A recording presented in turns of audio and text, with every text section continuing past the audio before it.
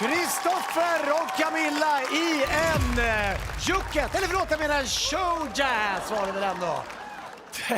Och visst var det lite härligt juck då, Taja, eller? Alltså det juckades som alltså, det var jazz hands, det var juck, det var glitter och det var härlig energi.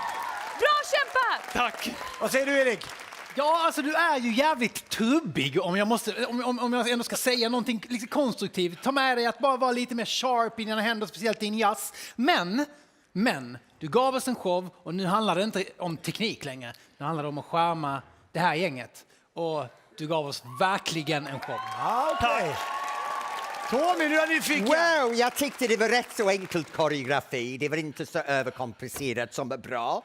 Och ärligt showjazz, jag böjer till mina kamrater här. För mig var det mer som lite disco på Finlandsfärgen på Finland. Men det är okej. Det är ju... Vad hård du är hela tiden. Jag är bara ärlig. Ja, okej. Ni får en liten applåd ändå, juryn, trots att ni inte var det. Och vi kan ju inte hålla oss från att fråga om du är satt det är konstigt att säga såna här grejer. Jag trodde alla skulle göra. Satt jucket. Jucket? Ja, men det är det här... Jo, jag såg. Ja, men det är det här fuljucket som jag har fått filmat från min dotter Tilde då, sen jag var... Inte bara dotter utan också koreograf nu med.